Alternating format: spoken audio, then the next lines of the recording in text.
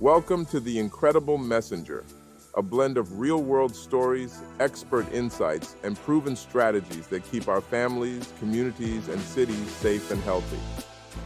Moving beyond rhetoric and politics to practical solutions and community safety, here's your host, Jonathan McMillan.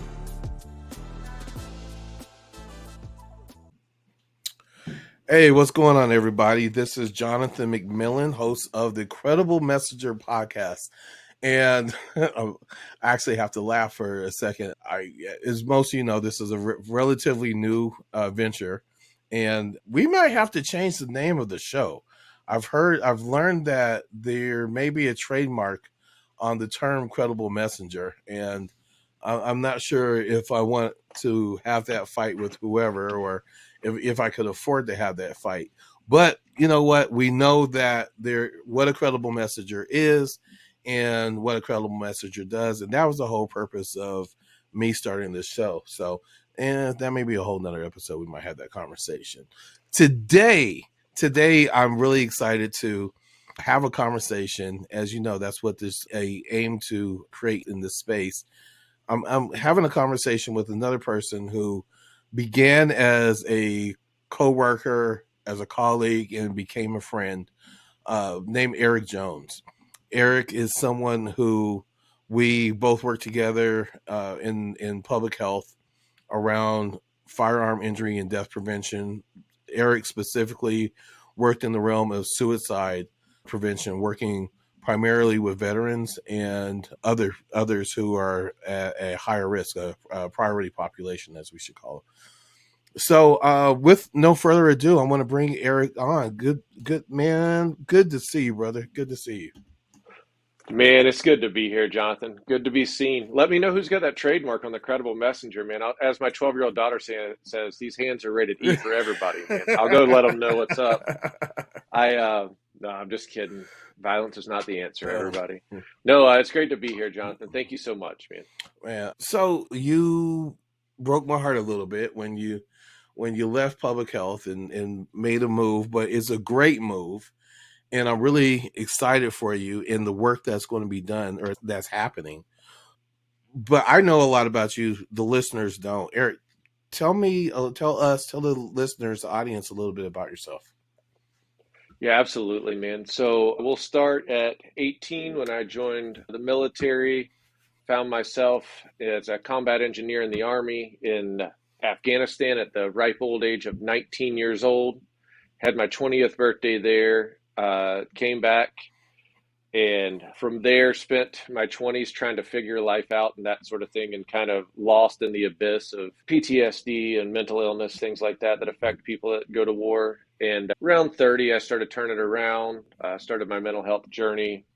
From there, had a host of jobs varying from a park ranger to working security at TSA, which we definitely should bring up on this, man, because I got some good ones about that. Doing that for a short time to get my foot in the door with the federal government. And then from there, going and being a debt counselor for veterans and moving out to Denver to be with a girl at the time, and started doing Freedom of Information Act work for the Mine Safety and Health Administration. And that's when I took the job after that, where I met you, as the Veteran Suicide Prevention Coordinator for the state of Colorado, working with you at CDPHE, which also includes being firearm suicide prevention subject matter expert, working age men suicide prevention subject matter expert, and veteran suicide prevention subject matter expert. Did that job for about a year and a half. We actually started, I believe, the same week, and didn't know how closely our work was going to come. I think you may have started the week before me. And then ultimately I had to make a decision, a family decision. So I moved on from CDPHE and took a job, and now I'm the director of man therapy partnerships at Grit Digital Health. Oh, man, there's so much to unpack there. Yeah, there. Man. And I do want to talk about your career with TSA. When I was all of 18 years old, I worked airport security here in Denver at the old Stapleton. But that was before there was TSA, right? They were just basically hiring bums off the street, man. I was one of them. That hasn't changed, man. It's still bums off the street. Anytime you go through airport security, folks, just remember they'll hire anybody. Yeah, one of our job duties was pushing the people in the wheelchairs, right, and pulling the baggage off the carousels, and we worked for tips, so it was crazy. Anyway, I want to hear more about this. Okay, first off, and I mean this from the bottom of my heart. I'm not being trite. Thank you for your service, right? I hear you, man. Because honestly, military service was not in the cards for me. I actually 18 years old, I attempted to join the Marines, but could not pass the physical because I'm asthmatic. And I have a great ton of respect for people who voluntarily went into the military when America was at war, right? At my time, it was the first Gulf War. So thank you. Yeah, man. Thank you for that. It's interesting because that is definitely an automatic disqualifier. No asthma, man. Yeah. And honestly, I mean, if was a fifth, we all be drunk. I think though, if I did successfully get into the military, that would have changed my whole life trajectory. But I don't regret much because I wouldn't be where I am had I not gone through what I went through. But speaking of going through what you went through, you mentioned in your introduction you had to deal with some PTSD, and you even used the phrase mental illness, which I don't hear a lot of people brave enough to call it that. Right? They tend to wrap mental illness into mental health, right? But there is a distinction. However comfortable you are with it, can you talk a little bit about what that journey was like, and how that informed the work you do now? Absolutely, man. So I'll talk throughout this whole thing. I'll talk to you as much as I can. I've been doing this for years now through all the work that I've done with not-for-profits and stuff as volunteering. So I probably talk a lot more than most people do about their experience, just because the more you talk about it, the more it becomes a healing exercise for you. Um, so PTSD, it shows up in a lot of different ways for a lot of different people. And it's super important to recognize that there are different levels of PTSD. And so for me, it manifests in anxiety, depression, and uh, a feeling of emptiness is the best way to talk about it, right? So for me, and I won't talk for anyone other than myself because again, it shows up differently in everybody. So my case may be Yeah. different than anyone else's. If I say this and you hear this and you say, "Hey, that sounds a lot like me, man," and you're not talking to somebody, go talk to somebody.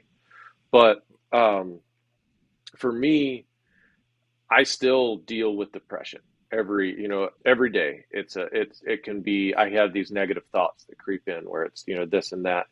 I deal with anxiety. I can't be in large crowds. I can't, I don't enjoy loud things. The irony of 4th of July fireworks is hilarious because I don't know a combat veteran who likes like the sound of fireworks. It's like one of the Yeah. greatest ironies in the world. And the thing that I talk most about is that feeling of emptiness, right? And so it's really hard to explain that beyond things didn't make me happy. Still to this day, I Mm-hmm. struggle to find joy even in things that people get the most joy from. And it's actually retraining your brain. I work on it, still work on it. Man, I go to therapy twice a week and I'm working on retraining my brain on how to feel happiness. Because after certain traumatic events, you can learn your body just shuts down because it's automatically in defense mode all the time. Or you can be put into that defense mode by loud noises, that sort of thing. So if there's something else you want me to go into, I'm more than happy to, but I don't know if that answered it or not for you. Yeah, that did answer it, and it also raised another question that I won't ask right now, but we're going to circle back around to it. Now, understanding that this has been a journey, right, of understanding why you're feeling this way is diagnosable mental illness and PTSD, depression, anxiety, the emptiness, uh, and knowing you the way I know you. I know that that journey of seeking wellness and seeking wholeness, seeking mental wellness has informed your work and fueled your passion. Can you talk more about the work that you have done and what you're currently doing? Yeah, absolutely, man. I think now's probably as good a time as any to get to kind of like the big turning point, right? I talked about around 30. So I'll just tell the story, man. And if you got to edit it out, you got to edit it out. Yeah. A trigger warning for some people who may be listening right now. So around the age of 27, my daughter would have been an infant. She was a child, a baby, and I had a suicide attempt, firearm suicide attempt. I had drank a whole bottle of liquor, taken a whole bunch of pills, probably did some other hard drugs that may or may not have I was doing at the time. Um, and I remember sitting in my garage with a pistol and wrote out a suicide note, everything like that, and put the gun in my mouth and pulled the trigger, and it went click. And I never chambered around into the pistol. And like it's funny, right? That's the thing that kept me alive was it was a failure. It's this, it's and it's hard to call that a failure, right? And that may not even be the proper terminology for it, but the one thing that I distinctly remember is when I heard that click, I remember thinking, I don't want to die. Mm. And that's something very common in suicide attempt survivors is like, you hear it a lot about people who jump off of things. They say as soon as they jump off of something, immediately they're like, oh, wait, this was a mistake. I don't want to die. Um, and so I would say I started to try and turn things around then. And then when my daughter was 3, I was 30. And I had decided I was going to take my life again. And it was 3 a.m. sitting in the same garage. And, I was kind of trying to work up the courage to go through with it, sitting there drinking. And my daughter came out. She woke up in the middle of the night, came out and was like, Dad, what are you doing? And I immediately that's really what changed me. That Mm. was the start of my journey, was like, no, I need to live. Like, not even because at that point, I didn't even care if I lived for myself, but I was determined that I was going to live for her at that point. Sorry, I talk about this a lot. This No, sounds getting no, good. no, So, don't apologize at all. A matter of fact, um, keep going because you obviously that was a impactful moment, right? And mhm. I don't want to minimize the work that you have done to again seek out better mental wellness for you, right? Yourself, but you've taken it beyond just yourself, and you, Oh, yeah, go ahead. no, man, 100%. It's and that kind of, I was already doing a little bit of veteran suicide prevention work. I lost a couple of friends who were veterans to suicide in their 20s. So I was already kind of getting involved with some not-for-profits and doing some speaking engagements around the state and trying to talk about suicide and how it was a problem in veterans. But back then, nobody was really on top of how big of a problem it really was. And when I had my second, it wasn't an attempt, but the second time I was going to try and take my life, um, that was when it changed. I went and I talked to my now ex-wife about the thoughts I was having, and she was like, "You really need to go talk to somebody. Like, I can't help you with this. This is well beyond my scope." And so I started going and seeing doctors about, mental health and mental well-being, and I've been working towards it ever since. I've been talking about the things that I do. So through that journey, I've also dedicated my life to people like myself, right? Trying to give a voice for those people for other veterans and say, hey, man, if you're struggling, it's okay. Like, go talk to somebody because, um, nobody deserves to die by suicide, right? I think a Mhm. lot of people dissociate mental health and health from each other. And so it's really hard because if you said, hey, man, like, you need to get this taken care of. You're not going to be able to handle it on your own. Most people be like, well, it's in my head, man, I can handle it. It's like, that's not always the case. Not whenever it's something that's external that put it there. Absolutely. I've written and I've spoken on that before about the need to not disassociate mental health with health. If you smash your finger and it is fractured, right, you're not just going to suffer through it. You're going to go to an urgent care, emergency room, whatever it is, to get it looked at by a professional and take whatever steps are necessary in order to let that finger properly heal. Mental illness is exactly the same thing, whether it's stress or something more extreme like schizophrenia or other diagnosable ailments. And I just wish that more people, and I'm hopeful that more people will hear this conversation and hear us as we talk about the need and the benefits of comprehensive health, including mental wellness and mental health care. So with what you're doing, so you started working with other people like you and who had similar challenges and a similar experience, and that led you to working. You mentioned working where we met with the Colorado Department of Public Health and Environment as a subject matter expert around veteran suicide and gun violence, right?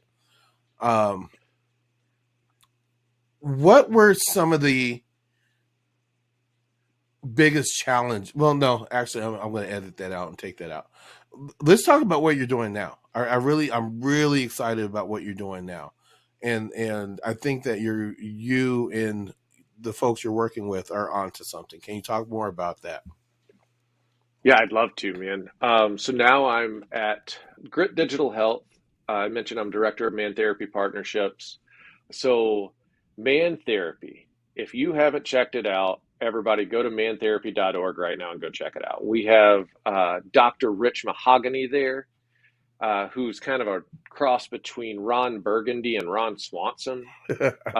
He's this dude who, just an everyday dude who's sitting there and kind of trying to normalize men's mental health. So the idea, how you talk about it in medical terms, is we're trying to reduce stigma and increase help-seeking behaviors. Mm. But in reality, what we're really doing is we're meeting men where they're at. This site is built for construction workers and miners and fuel field workers, but it's also for doctors and lawyers and anybody. It's for every man. It's something you can kind of relate to, which is we use humor and male stereotypes to try to get the message that taking care of your mental health is okay. And there's a line in there somewhere from Dr. Rich where he says, taking care of your mental health is the manliest thing you can do.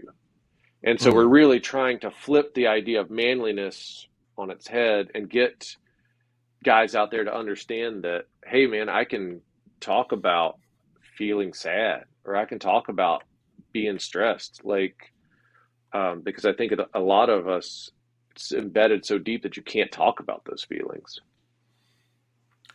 I think it's wonderful. I remember, I don't know, probably about 4 or 5 years ago, driving down the street headed to work one day, and I saw this billboard for Dr. Rich Mahogany, and I chuckled because it's such a dad joke pun, right? And then I looked more into it, and it's like, oh, this is some pretty dope shit. Really trying to break down that stigma. And honestly, at that time, I was struggling, and found some resources and some solace in just a safe space. Even if it wasn't seeing a therapist, it was a space that made it okay to acknowledge the fact that men suffer and don't have a lot of options to vent and get whatever is they're dealing with, whatever their challenges are, out in the open. So it was great to be able to see that. What are some of the resources that are on the Man Therapy website?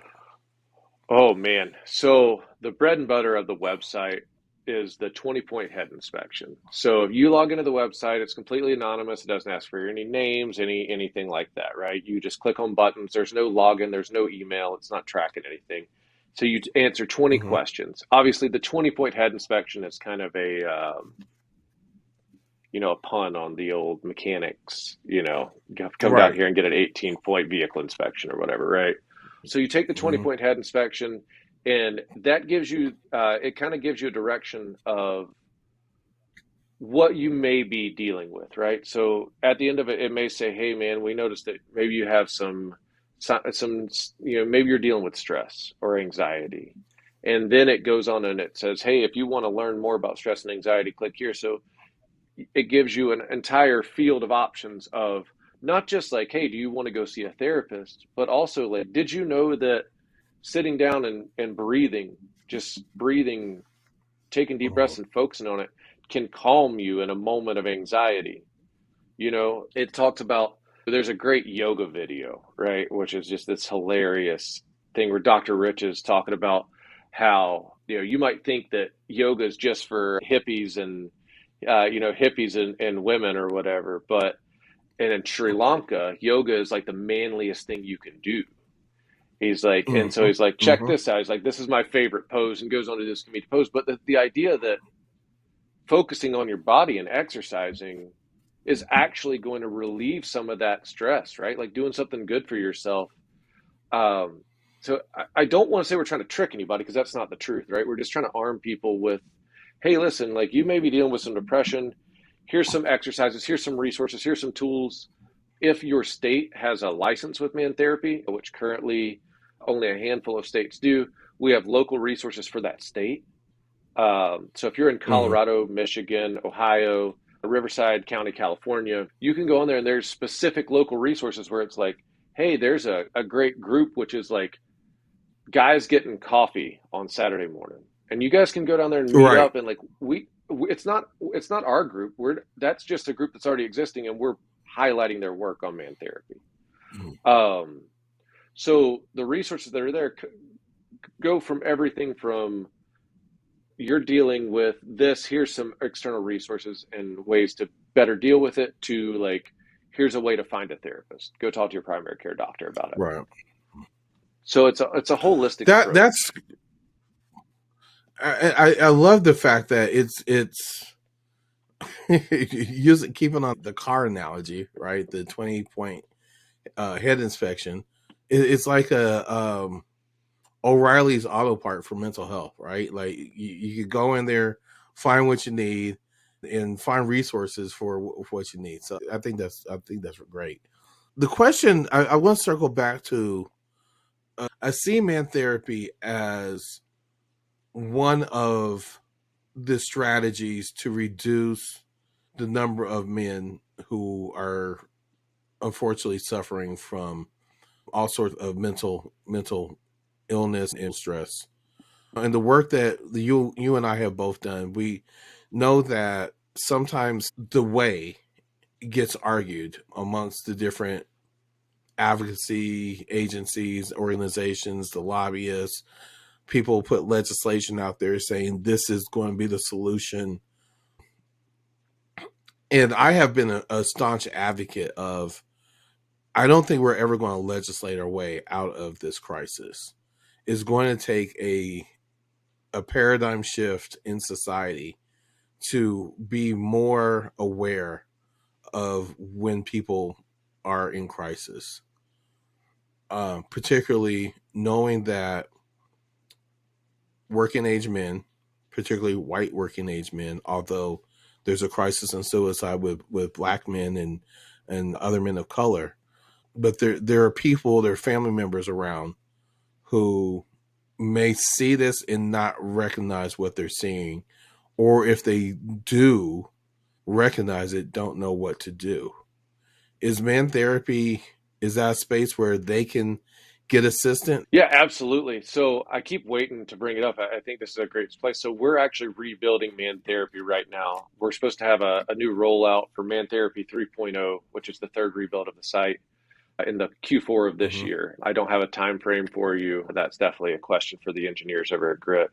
Not only is it going to be a much bigger and better build out of the site? I've seen it. It's amazing, man. I actually I get excited, but we're really building out more of the worried about someone section where if you are a woman and there's a man in your life that you're worried about, go on there and there are resources for how to maybe to get this, we're trying to make it to where we have links to where you can share it out and say, you can send it, hey, look at this funny video that I came across today.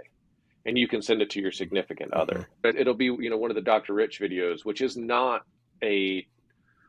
it's not designed to be this triggering thing. And the thing I'll tell you is that the Mm-hmm. message isn't for everyone, right? Man therapy, while it does resonate with a lot of the population, we have a CDC funded study that shows that it is effective for high risk men. And that's wonderful. But I also want to, say, hey, like, this isn't going to reach every person, right? Like you said, there's no way to legislate your way out of something. There's not one thing that's going to fix this problem.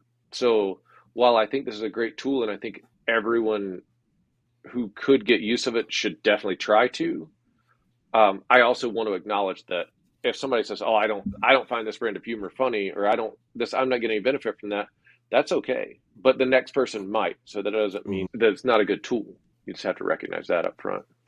Right. Well, yes, yes to all that. My frustration is starting to seep out in the fact that we think that there is a magic wand solution out there, and I'm going to get on my own soapbox for a second. That's the whole purpose behind this podcast, right? Is to introduce the world at large, society at large, to all of the different perspectives and all the different types of work that's happening out there that is a part of a comprehensive, complex approach to solving an issue that we all want a solution to, and recognizing that there is more than just one way, right? It's not the Mandalorian. This is the way. Even though, oh wait, I was about to go down a whole rabbit hole there. Man, have you done your Star Wars analogy for the podcast yet? I Oh have man, you not. got I not have today. not. Not today. Whenever you're comfortable. Not But listen, today. I'm gonna give a tease for the audience here. You need to give it one day because it is so good, man. So one day in the future, whenever you hear it, think of me. One day it's coming. Yes. Thank Eric for encouraging me to share my blerdiness on you. That's a black nerd. Um, Oh, yeah. Um, Actually, I'm waiting for this season of Ahsoka to finish to see if it confirms my theory, which so far it has. So, um, I want to ask you, Eric, there, you being a subject matter expert around suicide prevention, and I know you wear that title expert very humbly. Same for me. But you're a person who has worked in the field of suicide prevention. I am on a campaign to get people to know the signs and of if a loved one is in distress. And I do that because there are so many people out there who I've heard the stories. I wish I had known he was struggling. I wish I had known I would have done more, or I wish I knew what to do. From your experience and your expertise, can you please share maybe 3 or 4 different things that a person who is struggling with suicidal ideation or is in the grips of a mental health crisis, what should a wife, child, neighbor, friend, what are the signs that they should look for? absolutely. So I won't go in any order of importance or anything like that. Just give you a few to kind of look for. So one, if you hear someone say, even in jest, oh, well, maybe I'll just go kill myself.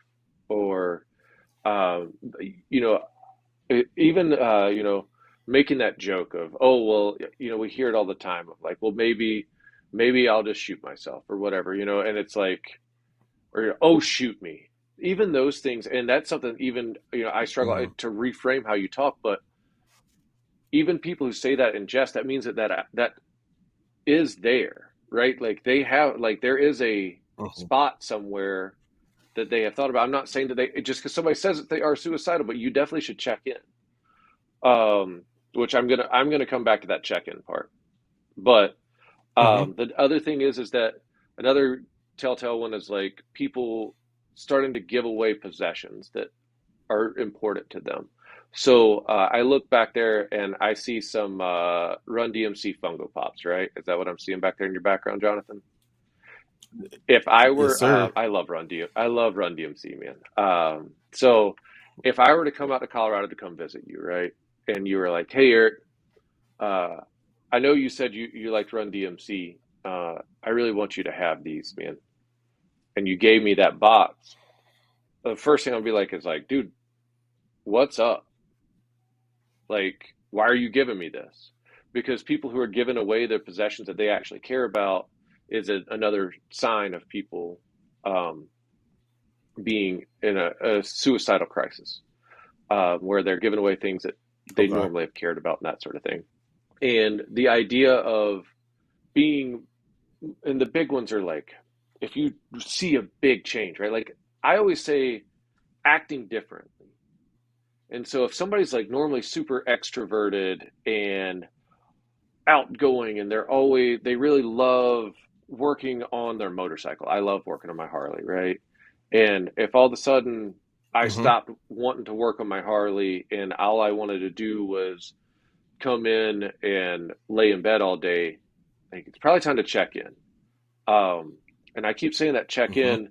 There are lots of gatekeeper trainings out there. I don't necessarily want to pitch anything because I don't know, but there's mental health first aid, that sort of stuff. Feel free to edit that out. VA does a veteran specific suicide prevention training called SAVE. That's free to everyone, and you can take that. It does have some veteran specific content, but you can take it outside there. But why I keep saying check in, the most important thing you could do with anyone, if you have a suspicion that somebody is feeling suicidal, is to ask them. Just be blunt, and you can't like beat around it. You can't be like, hey man, you made a joke about shoot me the other day, like, or I'm gonna just go shoot myself, like, so well, is that a thing that you're maybe kind of, that doesn't work. Don't stutter through it. If you were to say that around me, Jonathan, I would come up to you and I'd say, hey man, are you thinking about killing yourself? And like people go, you say that and people they go, whoa, hell, I can't do that. And the thing is like, I've heard everything from, well, if somebody wants to die by suicide, what can I do to stop them? I've heard from that to, if I say that and they're not suicidal, like, isn't that going to make them be suicidal? And the answer is no. It's been proven time and time again that most people, anyone who is in that suicidal crisis, who is asked, hey, are you thinking of killing yourself? It actually makes them feel better because it takes that weight off of them. It gives them a space where they can say, you know what, man? Yeah, I have been. And like at that point, there's a whole other, this isn't a gatekeeper training. I really encourage everyone to go out and get some of these free trainings that are available. But like, that's the most important thing is if you suspect it, just ask. And yeah, somebody might get pissed at you, man. But like, I told you like my mental health journey, right? Like I did not have an active attempt recently, but I was threatening a passive attempt in a episode I had of depression somewhat recently, and the person that I was with, she straight up like dressed me down and was like, I'm not going to deal with this. You're not going to hint around at these things to me. And what's funny is like it was this huge fight and we had this awful blow up. And the thing is that she saved my life that night. And yeah, was I pissed? Yeah. 100%. But you know what? I can look at it today and say, thanks to her, I didn't do anything stupid that may have resulted in me being dead. So like at the end of it all, nobody's ever gonna be mad that you saved their life. Absolutely not. And I'm glad that you brought up. Well, first off, I'm glad that she did what she did because, uh, yeah, you're here. You're Yeah, man. we're She having this loves your wife, by the conversation. way. Yeah, man. You gotta send some love to your wife from her. She keeps just going on about her. So I will as soon as we're finished. I'm headed upstairs. I think she got home since we started recording. So absolutely. Um, I'm also glad that you brought up the there's a word I can't think of it. Essentially, the myths around interventions, right? Not wanting to say anything because you're scared that that's going to cause somebody to complete a suicide just because you said something, or the myth of, well, if someone's really committed to it, me saying something won't stop them. I hear that one a lot, especially when we have conversations about secure storage, when we have conversations about reducing lethal means and access to lethal means, and people who are ideologically committed to whatever it is, the values that in the culture that they have around gun ownership. Can we talk about that a little bit? Understanding that there could be a culture around gun ownership and values in owning firearms that does not run counter to reducing the risk of someone using a firearm to kill themselves. absolutely, man. No, I'll talk about myself. I mean, I think a dozen guns. And the funny thing is that um, I'm kind of like people are like, "Whoa, you work in men's mental health and you own guns?" And it's like, "Yeah, man, I'm an avid hunter. Like I have every single one of my guns. I use it for a different game species or whatever, protection from bears, that sort of thing. If I'm doing backcountry stuff." But the thing is that in those situations where I've been, uh, so in suicidal crisis, where or I even see like the Mm-hmm. onset of a suicidal crisis, I've got people in my life that I trust, and I'll just say, "Hey, man, I need you to hold my guns for me. I don't trust myself right now." And so it's so funny to be like to have people with these ideas of like, oh well, it's almost like they're above the illness that they're going through. They're above Mm-hmm. the emotions that they're feeling. It's like I can handle it, and it's like so. Uh, I'll talk some statistics, and if it gets too boring again, feel free to cut it out. No, But no, statistics please. show okay, so 90% of people who attempt suicide and survive do not go on to die by suicide. 90% of people who attempt suicide do not go on to die by suicide. So if that doesn't tell you that, like, when people say, oh, if somebody's going to kill themselves, they're going to die by suicide no matter what. If you were to take their guns away in this moment, like, what is that going to do? And it's like, it's going to save their life. Like, and I'm not advocating for taking people's guns, man. Like I said, I'm a gun owner. Like, I'm part of, I live down here in the Southeast in that culture of like, oh, you want my guns coming prime from my cold, dead hands. And the thing is that I don't Mm-hmm. necessarily subscribe to that belief, but like, yeah, dude, I don't want somebody coming down here and trying to take my gun. Like I feed my family with my guns. But the idea that safe storage doesn't prevent suicide is asinine because from the moment that somebody decides that they're going to take their life, from the moment that decision is made, think of it like a light switch. It can be months leading up to that moment. But that moment when you decide today's the day. I'm going to do it right now. If you can make it through 5 minutes of that, then you are twice as likely to survive. You will not even attempt it. It's such a short period of like, I want to die. And if you can make it through 10 Mm-hmm. minutes of that, and I don't have stats in front of me, so if I'm off by some percentages here, give me some grades, people. But I want to say it's like a 70% survival rate if you can make it through 10 minutes of that, right? And if you can make it through an hour of that, it's called an acute suicidal crisis. If you can make it through an hour of Mm-hmm. that, you have a 90% chance to not even attempt a suicide, right? Like, that's the thing, is that and that's why we talk about guns, and when we talk about lethal means, right? So lethal means, guns and drugs. So with guns, it's like they are the deadliest form of suicide, because once that bullet leaves the barrel, there's no bringing it back. Whereas, like, if somebody attempts Right. suicide by overdose or attempts by asphyxiation, there's a much larger time that someone else can intervene. Whereas you can't take back Mm-hmm. that bullet once it's gone. So, you look at that, and it's, 90% of firearm suicides are lethal. Which mean, Wow. and That is. whereas, and it's, I want to say it's the inverse of all other methods. So it's 10% of all other methods are Mm-hmm. lethal. And that's why we need to be focusing on firearm suicide prevention. And I don't care if we're focusing on it.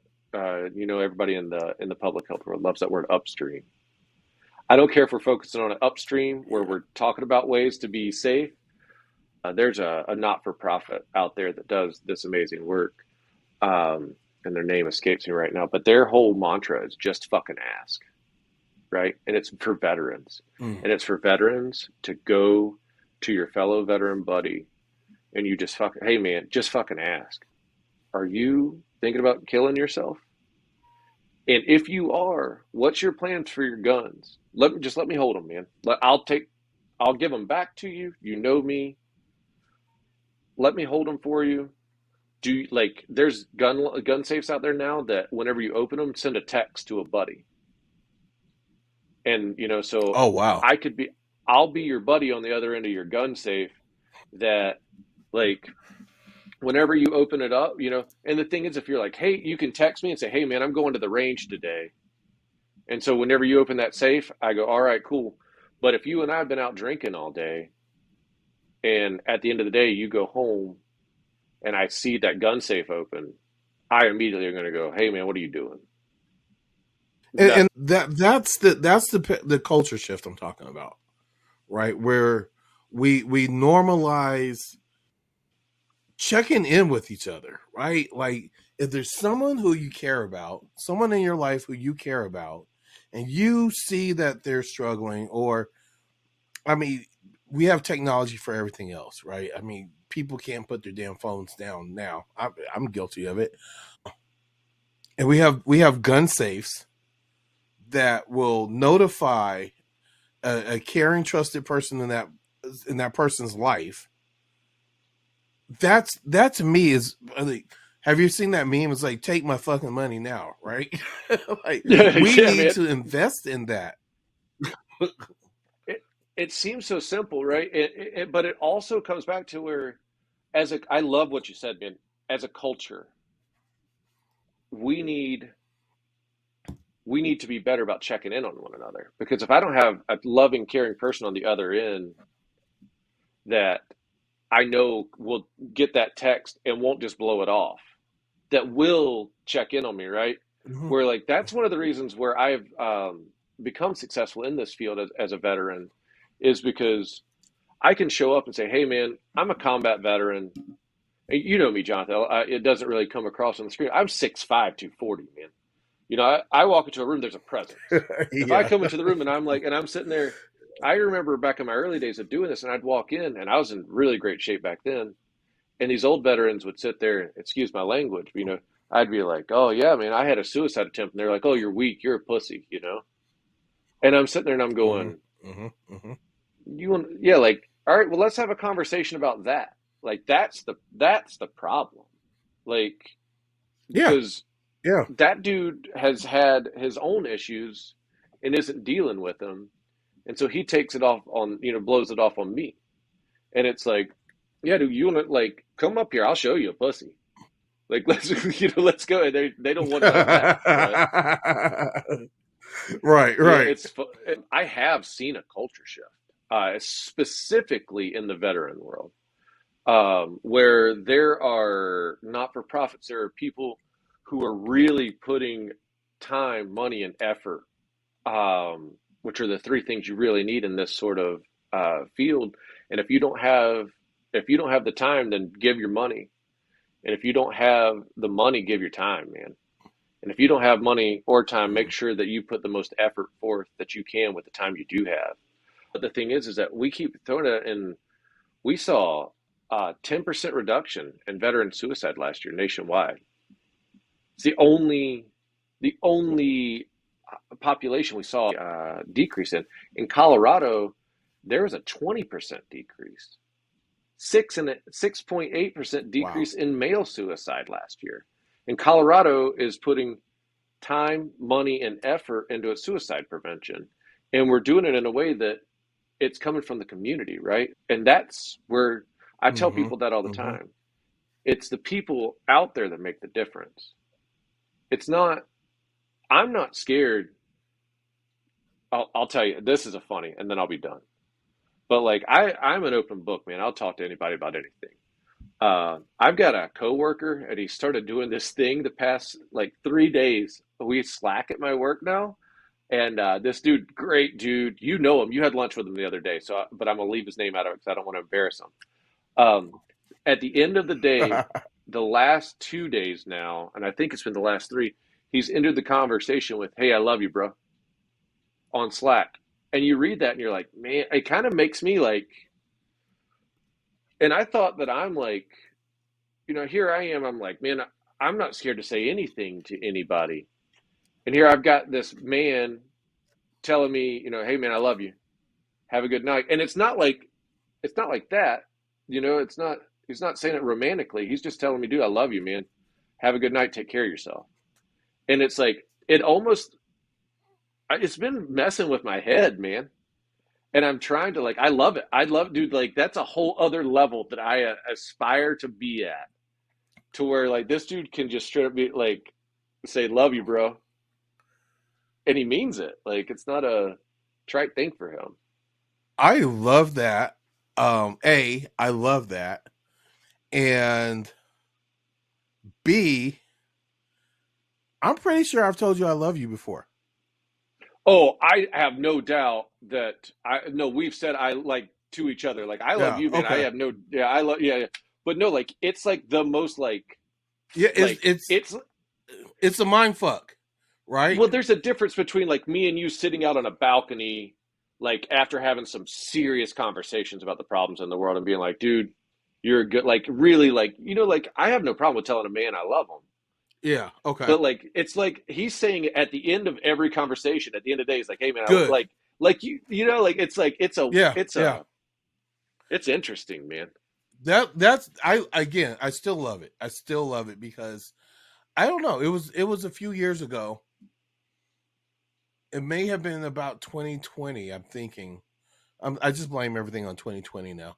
But I began to be very intentional in ending text messages, conversations, real life conversations with "I love you," because I don't know if I'll ever get a chance to say it again, or to that person again, or they may never get a chance to hear me say it again. We just don't know. And you know me well enough to know that I have done a very deliberate job about cultivating who I spend my time with, who I allow into my life. I'm transparent as hell, right? Like that's not it, but to actually have access to me beyond the 8 hours of a job or showing up in a community event I need to be at. I love those people, like on purpose. And I want you to know it. I want you to know. Yeah, it. Man. And, hey, so I have another segment of the show. It's called "What's the Word?" And it's essentially word association. So I throw a word out there to you or a phrase, and I want you to complete the phrase or respond to the word with a word or phrase that comes to you. Try to keep it to one word, but that's, I'm flexible with the rules. So, you ready to go? Yeah, I was not warned about this, but I'm ready to go now, man. I like this. Hey. Okay. Success is, and actually, hold on. Success in suicide prevention is Achievable. mm, community is What you make it. so community is what you make it. Okay. The solution, the solution to gun violence is Not one thing. the one thing I want people to know about mental illness is It's real. favorite food, Pad Thai. favorite book,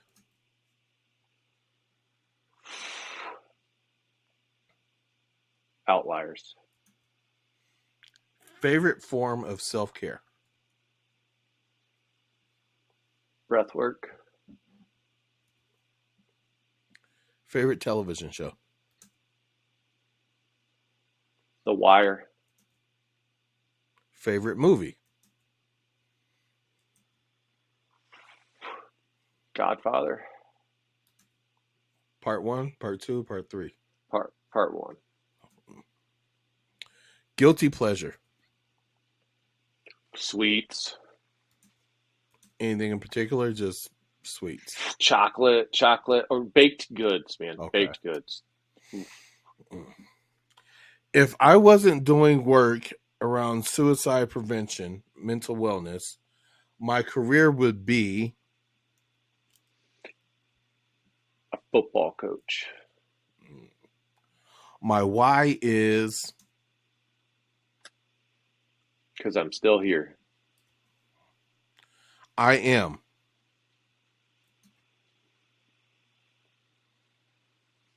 More than what I appear. and the last one is, and this is my favorite one, your theme song is Seven Nation Army. okay. I love that one as well. I love it. Man, I used to dream about wrestler entrances when I was a kid, man. Or like the movie Major League when Charlie Sheen came out and they played Wild Thing. Wow, thing. Love that movie, by the way. Love that movie. So that was What's the Word with Eric Jones. Okay, I am going to wrap up the show now. The show is called Credible Messenger, at least for right now. Patent pending.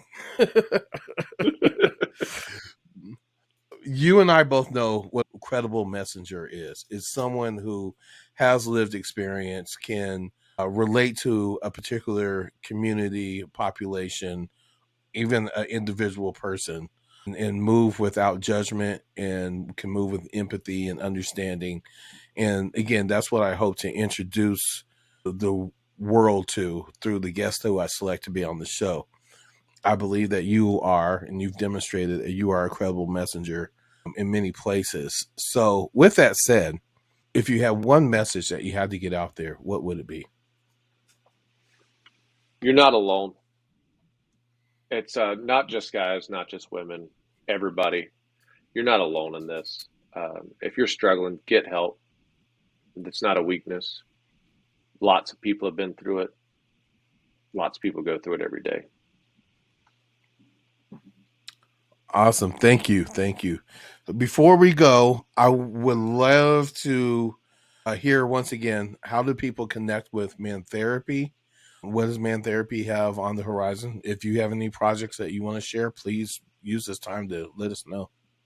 Yeah, absolutely. So you can go to Man Therapy by going to mantherapy.org. It's spelled just that way. On there, get on the site, take the head inspection, go browse around, find some resources, find something that you may find entertaining or that you want to do for yourself. You can connect with me at Eric, ERIC, at gritdigitalhealth.com. If you're wanting to get in touch and learn more about Man Therapy, how to become a champion, or maybe want to help fund the project, bring it to your community. And what's on the horizons, we got the whole website coming out, man. It's a whole new rebuild, and it is good, man. It's so good. Like you talk about, like coming into the 21st century, it's a whole new thing, and I can't wait to share it with everybody and really get some work done and get this out there in front of the people who need it. Awesome. I will make sure that I have those links in the show notes, so that anybody who is maybe in their car, or if you're like me, you're laying in bed and listening to this as you go to sleep, this is kind of heavy sleeping conversation. But when you wake up in the morning, the show notes will be there for you to click on the link and get what you need. So, hey, thank you everybody once again for tuning in for this episode of The Credible Messenger. I'm Jonathan McMillan. I sure appreciate you investing in yourself and investing in the solutions to firearm injury, death, and prevention on the show. Look forward to the next episode. I have a lot of good guests lined up, and we're going to continue the conversation. All right. Have a good evening.